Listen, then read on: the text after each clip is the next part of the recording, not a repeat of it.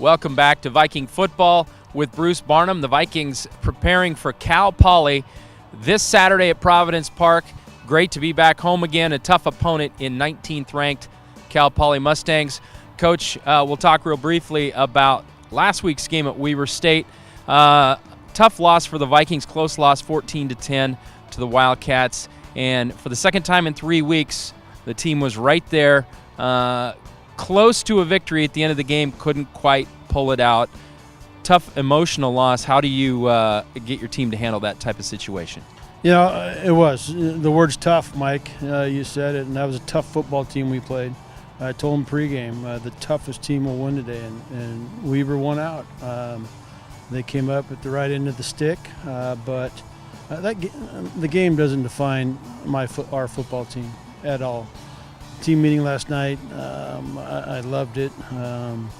Talked about our locker room and 1 week at a time, and I like where we're at. We're banged up. Everybody is. You see what's going on with our positions, but it's another opportunity to play football. Greatest game in America. Coming off a school record rushing performance, I guess you have to give Weber State a lot of credit because they did a pretty good job against the run game. They did. You know, they had a great plan.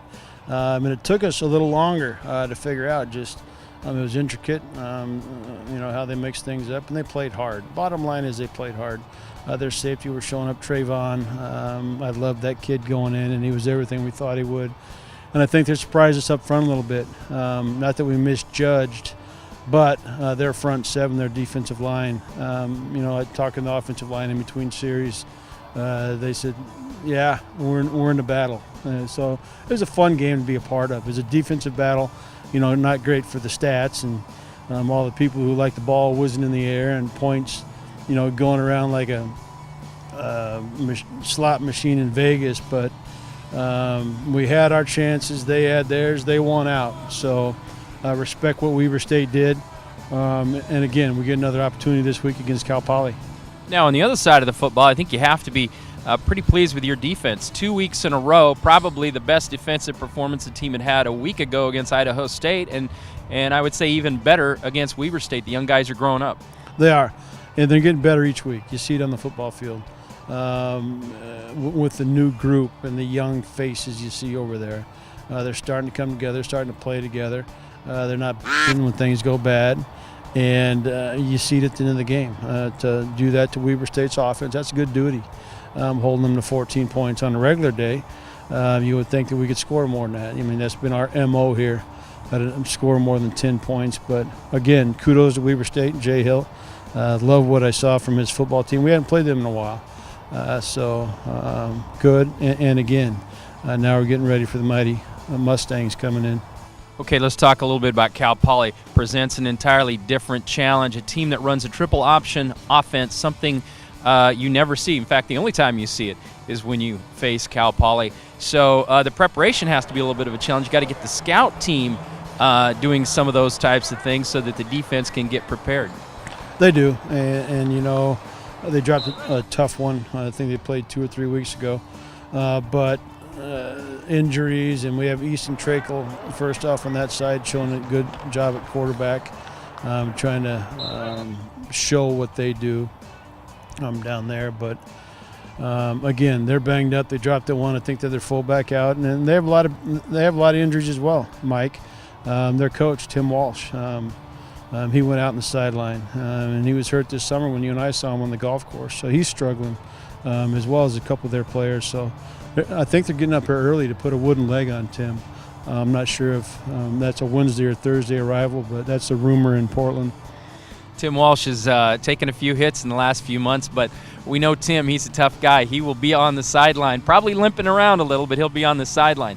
Okay, the Cal Poly offense, you know, one thing they've done, they run the football, they lead the Big Sky in rushing, but actually one thing they've done a little more this year is throw the football. And you look at their quarterback, Dano Graves, real talented kid, great runner, but he's thrown the ball well at North Dakota, 15 out of 19, 219 yards, 3 touchdown passes. So you're so focused on the run that when the pass comes, it's a bit of a surprise. And how do you balance that out with your defense? It's hard.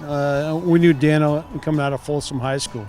I think he's a Gatorade Player of the Year in the state of California, and it went off to Air Force. And Tim was lucky enough to land him down there, him and his staff. So Daniel's a special kid, but that's what he did at Folsom.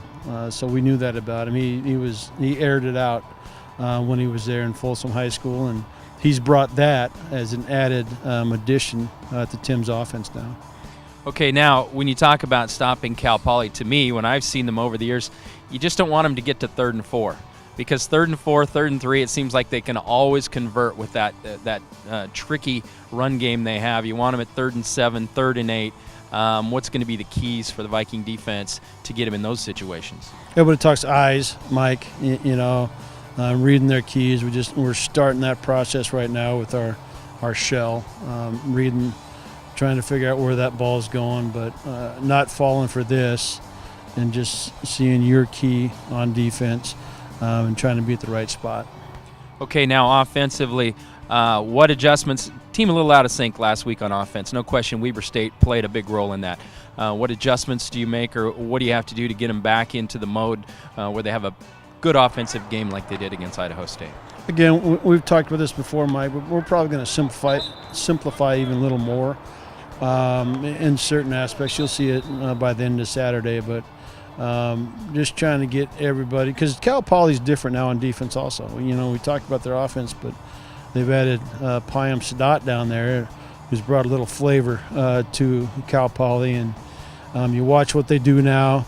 It looks like mass confusion, but there is reasoning behind it, so that's different. And so maybe try to simplify the looks for our quarterback as we go into this game. We got a couple things I hope work. They moving a lot of guys around before the snap, things like that. Right, in the back end, in the coverage, you got guys flying around, and they fly at the football. If you look at this defense, they're always strong against us. They fly around. They get 11 hats to the football. Everybody talks about Cal Poly's offense, but in the past, the defense, even last year down there, we snuck out of there with a win, but we had some turnovers early down by the goal in the red zone, and their defense stymied us. Always a great plan, but with that, we'll have to simplify, and maybe add a couple looks for them. All right, there it is, a tough challenge this weekend. The 19th ranked Cal Poly Mustangs come to town to face the Vikings. It's homecoming weekend.